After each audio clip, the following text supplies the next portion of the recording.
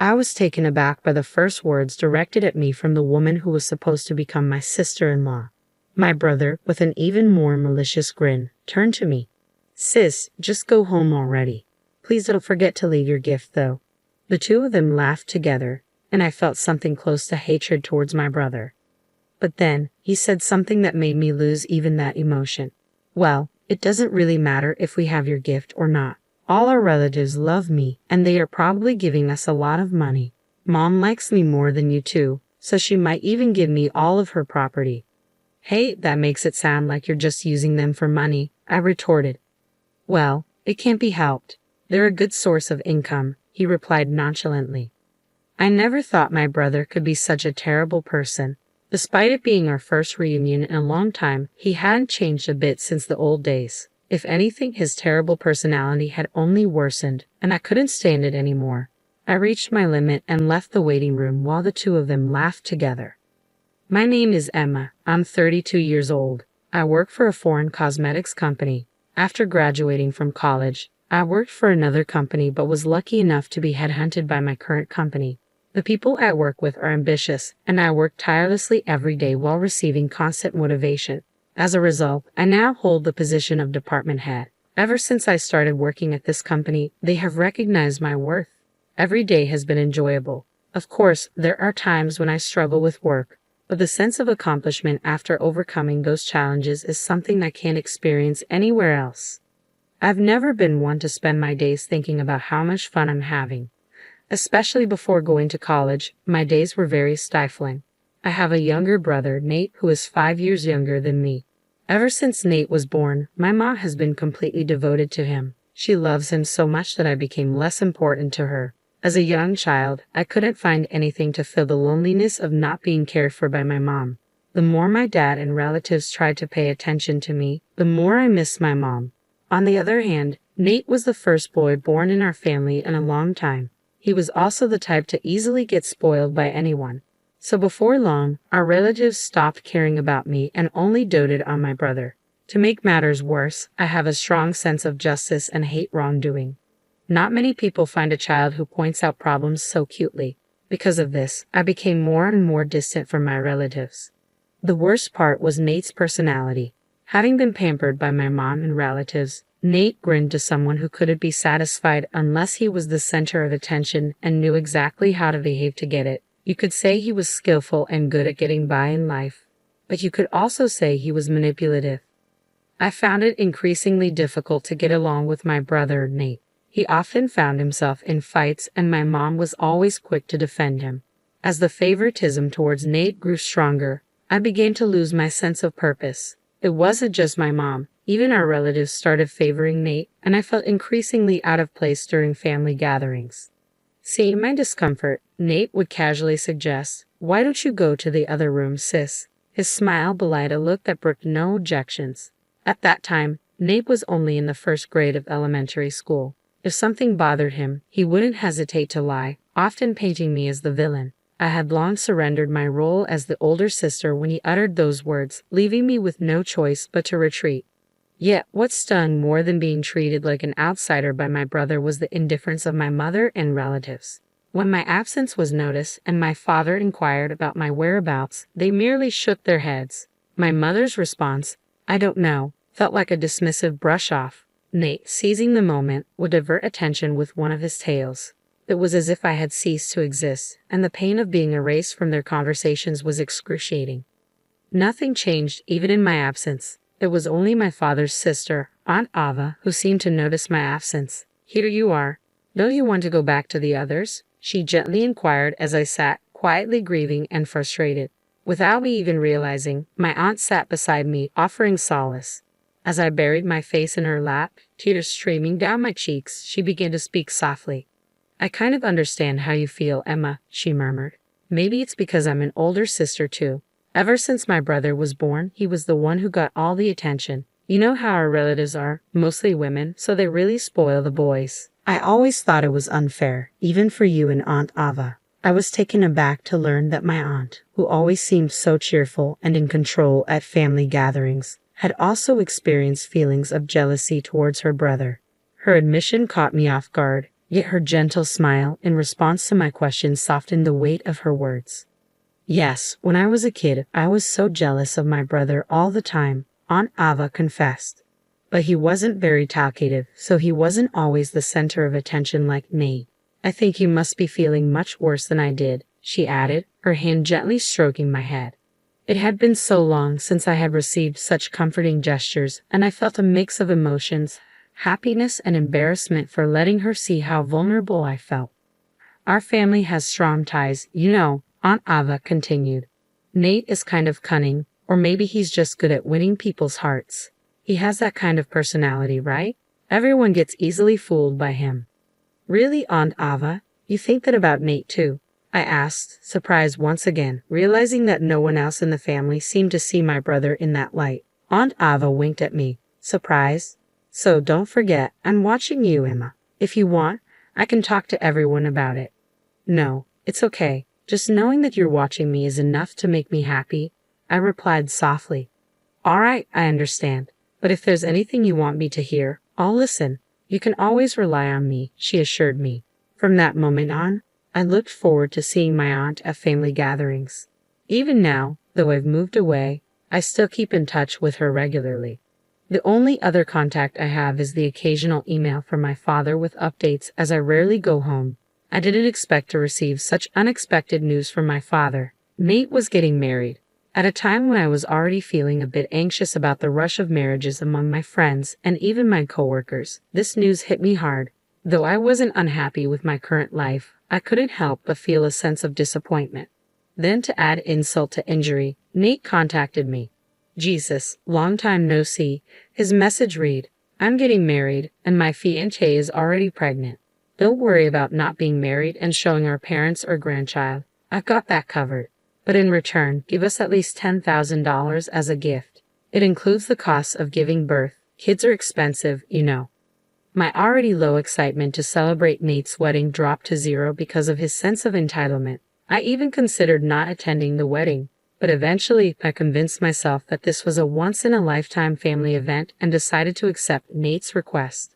On the wedding day, after the ceremony, we were led to a family waiting room to prepare for the reception. After a long absence, I reunited with my mom and relatives, and naturally, the conversation revolved around Nate. I tried to embrace his moment in the spotlight, but old memories kept resurfacing, casting a shadow over my mood. The gloomy, overcast sky mirrored my inner turmoil, and my mood darkened with each passing moment. That's when my dad approached me. Emma, it's been a while. How's work? He inquired. Oh, Dad, I'm managing somehow, I replied, trying to muster some positivity. I see. Would you consider coming back home more often? He suggested, but I couldn't bring myself to agree. Yeah, I'll come back when work calms down. Excuse me, I need to use the restroom. I excused myself hastily, escaping the stifling atmosphere of the family waiting room. It dawned on me that perhaps I hadn't changed as much as I thought, while others remained steadfast in their ways. Feeling uncomfortable in the presence of my relatives, I let out a heavy sigh. Just then, my phone buzzed with a message from Nate, instructing me to come to the bride and groom's waiting room immediately. Wondering what he wanted at such a crucial moment, I made my way there reluctantly. As soon as I entered, Nate wasted no time. Did you bring it? He demanded, his tone implying something ominous. It took me a moment to grasp his meaning, but the disdainful glances from him and his wife made it clear. Yeah, I brought the $10,000 gift. Are you satisfied now? Congratulations on your wedding. I offered my congratulations with little enthusiasm, my heart not truly in it. But immediately, I regretted my attempt at civility. $10,000. I clearly said to give more than that. Isn't it common courtesy to give more than the requested amount? Nate retorted, his tone dripping with entitlement. Isn't $10,000 already generous? I gave it because you said the baby was coming. Isn't your attitude a bit much? I fired back, frustration bubbling to the surface. If you choose to act like this, I don't want to be involved with you in the future, I added, exasperated. Nate clicked his tongue exaggeratedly, clearly annoyed by my response. His wife joined in, laughing mockingly. Don't worry, we don't plan on relying on someone who's still unmarried in her 30s and acting so high and mighty for such a small amount of money, she taunted, her words stinging with condescension. I was taken aback by the first words directed at me by the woman who was supposed to be my sister-in-law. Nate, too, wore a malicious grin as he chimed in, "Yeah, just take your gift and leave. Make sure you leave the gift money." The two of them laughed together, and in that moment, a surge of hatred towards my brother and his wife washed over me. But Nate's next words shattered that feeling. "Well, even without your gift, we'll be fine. All our relatives love me. I'm sure they give us a lot of money. Mom likes me more than you too. She might even give me her entire fortune." Stunned, I could hardly believe what I was hearing. "Wait, that makes it sound like you're just using them for money," I protested, struggling to comprehend. "Well, it's true. That's why we invited fewer friends and more relatives," Nate retorted casually, confirming my worst fears. I never imagined my brother could be such a callous person. The amusement Nate and his wife seemed to derive from viewing our relatives, even our mother, as mere sources of income disgusted me. It was clear he hadn't changed at all since we were kids, only grown worse. Unable to bear their presence any longer, I stormed out of the bride and groom's waiting room as their laughter echoed behind me. As soon as I left, I heard someone calling my name. It was Aunt Ava. Seeing her, I couldn't help but let my feelings show. "Auntie, I can't take it anymore. I'm leaving," I confessed, my frustration boiling over. My aunt's expression turned to one of anger as she listened. "I heard what just happened. This is unforgivable. Everyone should know about it," she declared, her voice laced with indignation. "But it's true that everyone likes Nate, right? If I say something, I'm sure no one will believe me," I lamented, feeling defeated. "It's not like he's forcing our relatives to give them money, so it's just a matter of me putting up with it," I reasoned, though the bitterness in my tone was evident. "Fine. I don't think I'll ever see them again anyway," I concluded, feeling resigned to the situation. Apparently, my aunt had been worried about me after noticing my discomfort in the relatives' waiting room and followed me when I left. After hearing my conversation with Nate and his wife, she suggested telling everyone about it, but after witnessing their callous behavior firsthand, I couldn't bring myself to subject my family to such embarrassment. I had resigned myself to the situation, but my aunt was brimming with anger, a stark contrast to my own feelings. "You don't have to put up with it anymore, Emma," she asserted. "I never thought Nate would go this far. There's still time. Let's confront them together and reveal everything. If anyone still supports Nate after that, then they can be their source of money or whatever else they want." Encouraged by her words, I decided to face the situation head-on and return to the family room with her. Surprisingly, my mother's brother, Uncle John, believed my story right away. "Actually, there have been some bad rumors about him at the company," he revealed. I didn't want to doubt my nephew, and I thought it was natural for the business to have some bad times. But after hearing Emma's story, it all makes sense. I guess I was only considered valuable as long as I was paying him. Uncle John, who runs a company where Nate works, explained that Nate had been taking advantage of his position as the president's nephew and doing as he pleased. Because Uncle John is the company's president, our relatives respect him. When he acknowledged my story, everyone started to believe me one by one. Even my mother, who had been adamant until the end, gradually grew suspicious, not only because of me but also because of my aunt's revelations about Nate. My parents, who had believed me from the beginning, were radiating with anger. "I'm sorry for our son. We must have raised him wrong," my father declared. "Let's all go home today. He doesn't deserve to be celebrated." With those words, my mother and all the relatives decided not to attend the wedding reception. My parents hurriedly left the family room to explain the situation to the other guests.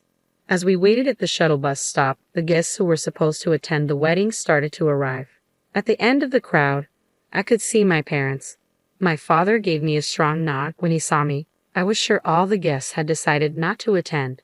"Thank you for believing in me," I tried to convey to my father. But as I approached him, he was yelling into his cell phone. It was Nate on the other end. It was the first time I had seen my father so openly angry. I heard from Aunt Ava, "Nate, it seems you've been calling our family and relatives a bunch of gold diggers. How could you say that after all they've done for you? We have no intention of celebrating you anymore. We're going home today," my father declared before hanging up the phone. He'd apologized to me for all the hard times we had endured. Once we boarded the bus, Nate called me, his voice tinged with panic. "Emma, Aunt Ava turned everyone against us and spread rumors. Now nobody slept at the venue," he exclaimed, his agitation palpable. I remained composed as I responded to him, refusing to be drawn into his turmoil.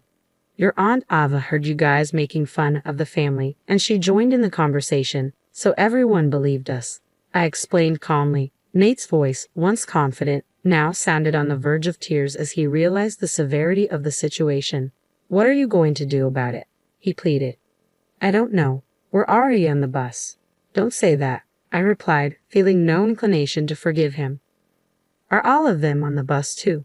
If so, please convince them to come back with you. As Nate's desperation grew, I ended the call without further consideration. Soon, cell phones began ringing one after another on the bus. It was likely my brother and his wife calling, but no one answered. In the end, my brother and his wife couldn't secure any gift money from the attendees. Not only did I, but our parents and relatives also refused to aid Nate. Furthermore, they lost contact with a few of the friends they had invited, exacerbating their financial woes.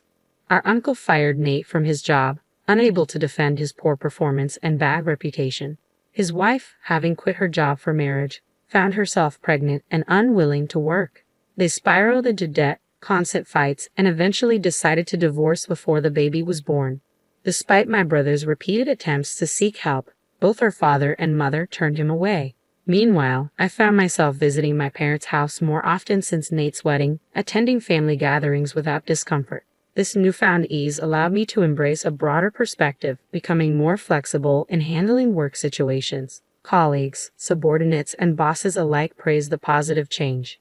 Just the other day, I was even invited to dinner by a salesperson from a company we've been dealing with, sparking a glimmer of excitement for the signs of spring. With each step forward, I felt a sense of liberation and renewal in my heart.